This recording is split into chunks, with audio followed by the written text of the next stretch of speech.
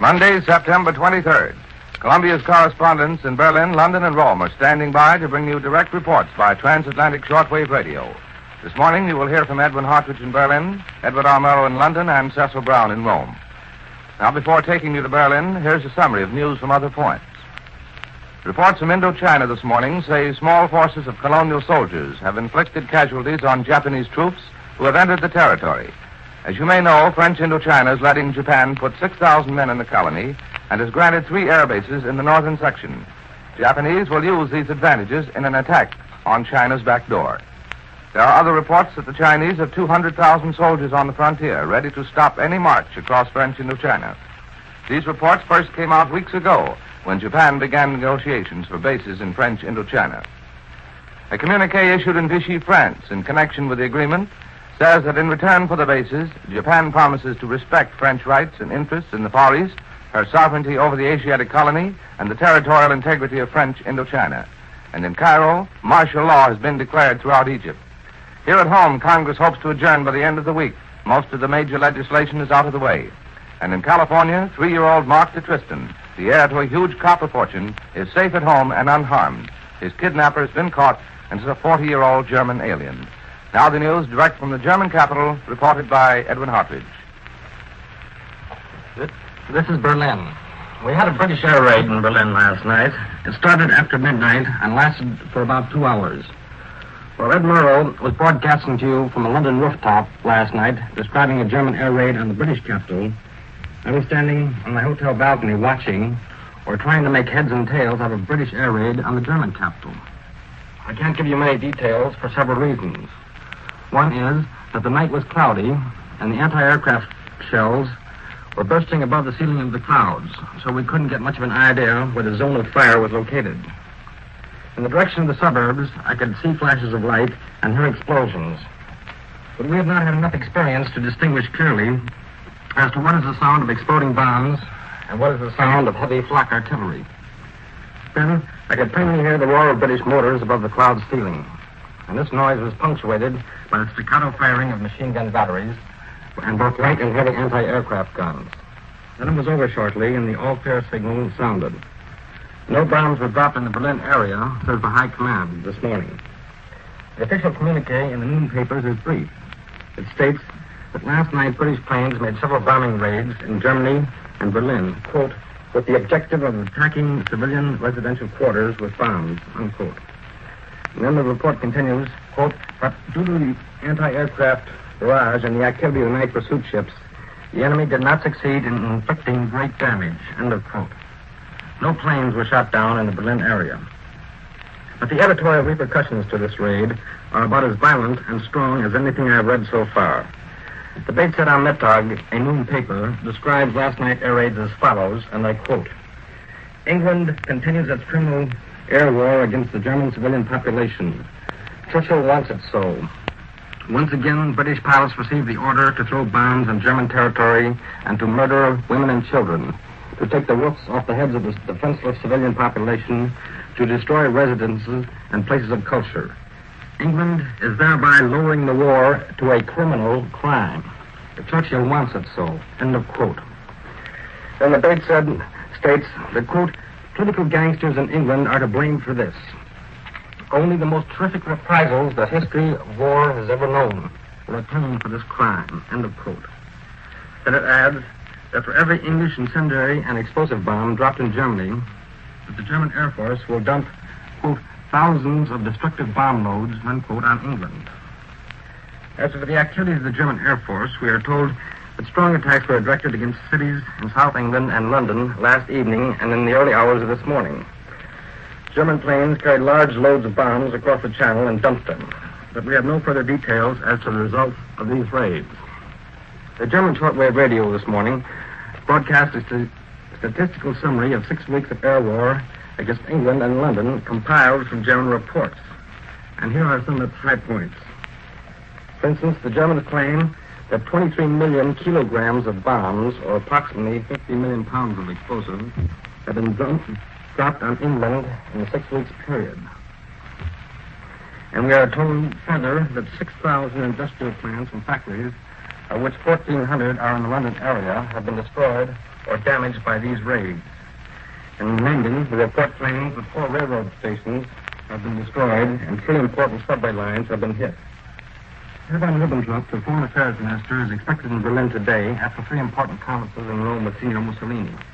Serrano Sune, the Spanish Minister of the Interior, is also returning to Berlin today. Thus, the final work, the Axis plans for the Mediterranean and Africa, is to be cleaned up. Whether the plans, which may involve staying in the war, are to be translated into action very soon is the big question among correspondents here. This is Edwin Hartridge. I'm returning now to Columbia in New York. This is New York, and here's a brief dispatch from Moscow.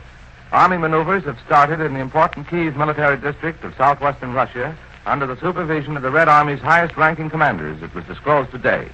In connection with the maneuvers, a 2-day air raid drill was started in Kiev City. A large fleet of bomber planes took part, simulating the dropping of explosive, incendiary, and gas bombs. All anti-aircraft guns were manned. Streets were cleared, and volunteer corps aided firemen and chemists to extinguish simulated fires. Air raid alarms were being sounded day and night. Now the news, direct from the British capital, reported by Edward Almero. Go ahead, London. This is London. The usual all-night attack ended about dawn this morning. As usual, it consisted of relays of single aircraft, and the main objective was again the London area. The bombing was widely scattered, and there was damage to houses and industrial premises in several localities. 7 foreign refugees were killed and a number injured when a high explosive bomb hit the corner of a large apartment house in the West End.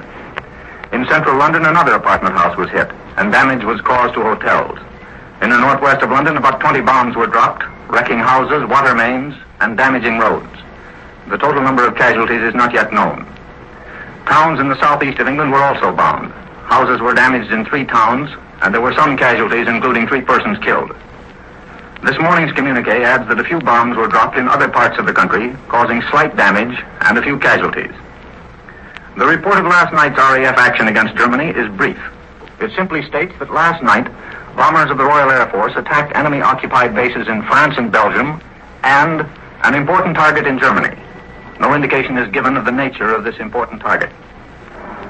Last night, the Germans were using a new kind of flare which filled the sky over London with a sulphurous yellow glow, but burned themselves out in about 15 or 20 seconds. The more usual blinding white flare was used as well. Today, the hours of light and darkness are exactly equal. From now on, it's expected that the Germans will arrive earlier in the evening and leave later in the morning. So far this morning, we've had 1 air raid alarm lasting about an hour, but there was no air action over central London. Every London newspaper this morning carries columns of material telling of the torpedoing 600 miles from land of a ship carrying children to Canada. As you know, the total death roll was 294. 83 out of the 90 children on board were drowned. There's been a great deal of debate about the wisdom of inaugurating the original scheme for the evacuation of children. And the government has from the outset made it clear that risk was involved, and that parents deciding to send their children would do so on their own responsibility. Sometime in July, the Admiralty stopped announcing the losses of ships in convoy. Since that time, the public has been unable to form any sound judgment on the relative safety of travel in convoy. No official statement has been issued, but it is assumed here that the overseas evacuation of children will continue. The tragedy of the children in this war is something that will be felt for many decades. I know from personal experience that many of those twisted minds in Germany today are the result of empty stomachs in the last war. General Strong's public report after his month's tour of England is still the subject of favorable comment here.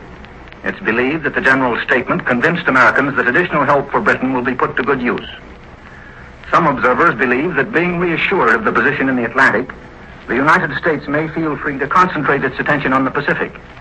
And it's suggested that any pact between Germany and Japan would probably be countered by an Anglo-American agreement to prevent aggression in the Pacific.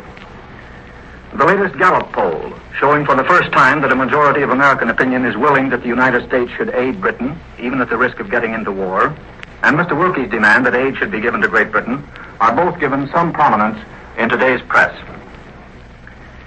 While General Strong's published comments concerning the results of the air war confirm the impression of other neutral military observers, there is one very important aspect of this war which no general can be expected to understand or properly evaluate. The progress of this war will depend, more than any war in the past, upon civilian morale the determining factor will be the little man in the bowler hat rather than soldiers and officers in tin hats. The morale of the bowler hat brigade is excellent and will remain so, provided sufficient initiative, imagination, and speed can be developed in handling the protection and relief of this civilian army. I return you now to CBS in New York. That was Edward R. Murrow reporting from London. In a moment, we switch you to Rome. First, here is a dispatch from Alexandria. The British fleet carried out another bombardment of Italian forces along the Egyptian coast yesterday. A communique of the British naval authorities here said today. The communique said, our naval forces attacked enemy positions in the Sidi Barani area during the early hours of Sunday, September 22nd, with good results. Now the news direct from the Italian capital, reported by Cecil Brown. Go ahead, Rome. This is Rome. The Italians and the British are still fighting an aerial bombardment duel on the Egyptian front. The Fascist High Command, in a communique issued an hour ago, reports that the British again raided Italian positions in Libya. At the Mediterranean port of Benghazi, we're told the Royal Air Force dropped many bombs. Others were reported damaged, but there were no casualties. The British also raided Bardia at the Libyan-Egyptian frontier. Off the eastern coast of Libya, the High Command reports that a four-motor Sunderland flying boat was machine-gunned by Italian fighter planes. It crashed into the sea and sank with its entire crew. The Fascist Air Force again struck at Mersa Matruh with what the High Command describes as positive results. Mersa Matruh is about 100 miles from the Italian forces at Sidi Barani. It's the next objective of Marshal Graziani. The information here is that the British have heavily fortified Mersa Matruh, and it may be they will make their stand there against the Italians. Stephanie, the Italian news agency, reported that the British have brought numerous troop and tank reinforcements to Mersa Matruh. The High Command has not reported any ground actions in Egypt since the Italians took Sidi Barani last week. This may be because the Italians are consolidating their position there and bringing up further supplies and troops over the 60-mile distance that divides them from their sources in Libya. The Fascist Air Force is continuing its raids on other British bases. At Malta, we're told that the air base of Mikava again was bombed. A shed was hit, causing a great fire to break out. A night raid was carried out against the port of Aden near the Straits of Bab el-Mandeb. Last night, I reported that the Italians bombed a convoy in the Red Sea. The High Command tells us today that 3 British ships were hit in that raid. British bombers also were active in East Africa. Bombs were dropped in Gura and Tassala in the Anglo-Egyptian Sudan. Another raid was made on Asmara in Italian Eritrea, where we're told 2 natives were killed and 2 wounded. Minor damage was reported. The High Command revealed that a British submarine is operating in the southern Tyrrhenian Sea. This includes the area in the curve between southern Italy and Sicily. The bulletin says the submarine torpedoed and sank an empty Italian freighter. The Rome newspapers just appeared on the streets, but they offer no further information on the details of the Mussolini-Ribbentrop talks. I noticed that excerpts from the German papers are printed here showing access dissatisfaction with Greece. Since Ribbentrop came to Rome, however, no Italian paper has mentioned Greece as one of the problems to be discussed.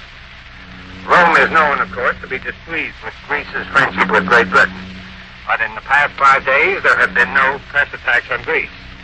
In fact, a number of Italian children from Greece who have been here during the summer returned today to their homes in Athens.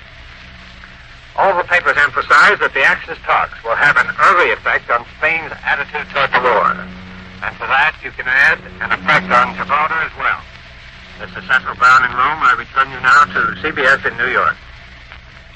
And with this report from Rome, Columbia concludes another morning report of European developments, which comes to you each morning at this time and each evening at 6:45 Eastern Daylight Saving Time. Edwin Hartridge reported from Berlin, Edward R. Murrow from London, and Cecil Brown from Rome. Larry Elliott speaking. This is the Columbia Broadcasting System.